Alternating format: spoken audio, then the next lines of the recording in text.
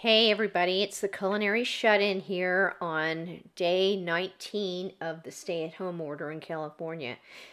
Today's recipe is a fun one for the holidays, and it's my sugar cutout cookie recipe. And really, I've made sugar cookies for over 30 years, but I have to give credit for this recipe to blogger Baking a Moment, because it's her recipe that I finally ended up as being my go-to recipe. So let's get started. So to make this recipe, we're going to use the following ingredients. We're going to use 4 cups of all-purpose flour, 1 cup of sugar, and the magic ingredient, which is 3/4 cup of cornstarch. And that gives the cookies their crisp edge. We're also going to use 2 large eggs, 8 ounces of butter or 2 sticks, 3/4 teaspoon of kosher salt, yes, kosher salt, and then 1 teaspoon of vanilla extract, and then optionally you can add a teaspoon of vanilla bean paste. And to me, it's not optional. It just really makes the cookie that much better. And you can buy that at Williams-Sonoma or King Arthur. So we're going to get started here, and I've taken the butter, and you can see I've cubed it. It's cold right out of the refrigerator, and we're going to put that into our KitchenAid mixer. And to that, we're going to add the 1 cup of sugar. So when you have both of those in your KitchenAid, you're going to get it in position, and you're going to put it on stir. Do not go faster than stir, or you will end up with sugar all over your kitchen. So you're going to mix the sugar and the butter together on the slow stir level. You can increase the speed once you see all the powder is gone, but don't do it before then.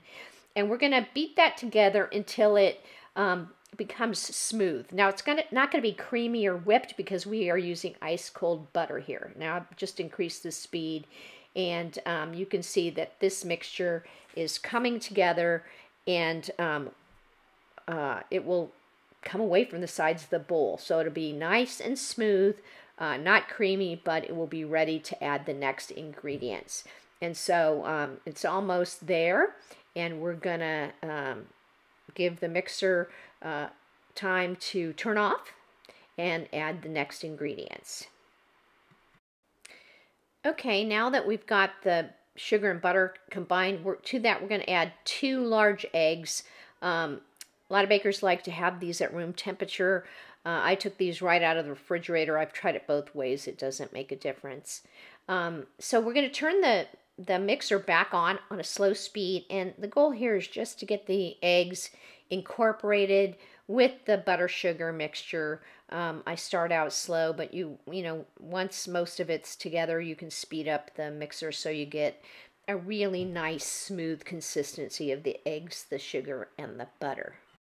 Okay, now that we have that incorporated, we're going to add the flour mixture. I took the liberty of mixing the cornstarch and kosher salt in together before adding it to the mixer.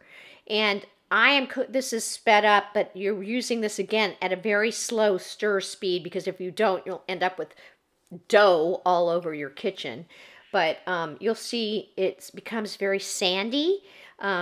It takes maybe 5 to 8 minutes in your mixer to get this to the consistency where it's pulling away from the sides of your mixer.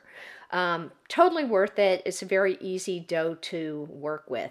So we're going to continue to process this. Once most of the flour is not powdery, you can actually speed up the mixer to bring it away from the sides of the bowl. Toward the end of mixing it, you're going to add the vanilla and the vanilla bean paste. You really do need a KitchenAid for this, or you will have to knead that into your mixture because it's a very, very firm dough. So just be aware of that. But it's a very simple dough to make, and it's a very easy to work with dough. There's no, putting it in the refrigerator for 3 hours or having to, freeze your cookies before you bake them. This dough rolls out, you cut it out, and you put it right in the oven, and you get perfect cookies.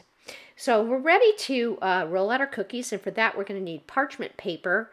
You're going to need to have some cookie cutters. I like to have a little flour to put on my cookie cutters. before cutting the cookies, but you really don't need any flour to roll these cookies out. To start, you'll see that I have a Silpat mat, and that's just so that the cookies don't, slide when I'm rolling them out. I've got 2 rolling pins, one of which is a 1/4 inch rolling pin that I finished the cookies off with, so I get a perfect 1/4 inch cookie. Okay, so we are going to need 2 sheets of parchment paper for this. So you're going to lay down the first sheet of parchment paper on your Silpat mat, and then you're going to take about half the cookie dough. A half to a third is probably good. And you're going to take that, you just flatten it out on top of that parchment paper.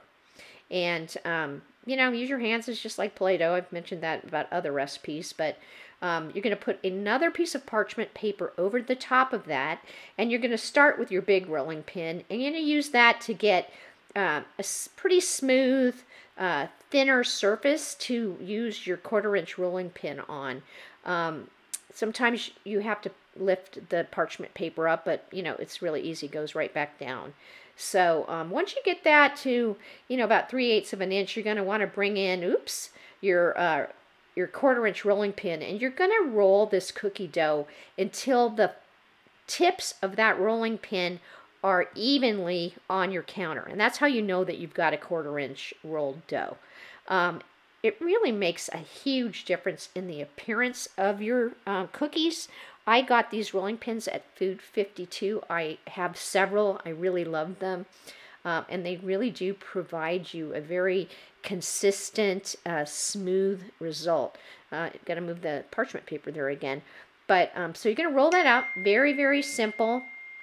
And then you're going to take your parchment paper off, and you see you have a nice, smooth 1/4 inch dough there. And then you are going to start cutting your cookies out. And, this is just like any puzzle. You're going to want to maximize the number of cookies that you get out of each piece of dough, but don't worry about it too much, because guess what? The dough is very easy to roll out again. It doesn't affect it in any way at all. So cutting out a few cookies here. It's Easter time, so I've got a couple bunnies and some Easter eggs, and I am dipping them in flour. You really don't need to. I mean, look at this cookie. It's perfectly a 1/4 inch and has a very clean edge, and that edge will maintain itself through the entire baking process. Now, before I did this, I preheated my oven to 375 degrees because you put these cookies immediately into the oven to bake. I cooked them for about 13 minutes, and I do not use the convection setting on my oven. It's just in the traditional bake. So let's keep cutting these, and once we have those done, I like to have a couple sheets ready to throw into the oven, and that's all there is to it. So here we have some beautifully baked cookies. You notice they're not brown. They are brown on the bottom, but the top of the cookie is white, and that makes for a really nicely decorated cookie. And once again, you can see that the edge is just neat and clean, and that is really important if you like to decorate cookies. Okay, well, that's it for these sugar cutout cookies. And I really do want to give credit to At Baking a Moment for her genius clean edge cookie. But this cookie is only good with a heaping helping of royal icing on top of it. And for that, I use a different recipe, and that is the subject of my next blog post. And I particularly like my royal icing recipe because it doesn't have any bubbles in it, and it's simple and easy for anyone to use regardless of your skill level. So talk to you soon.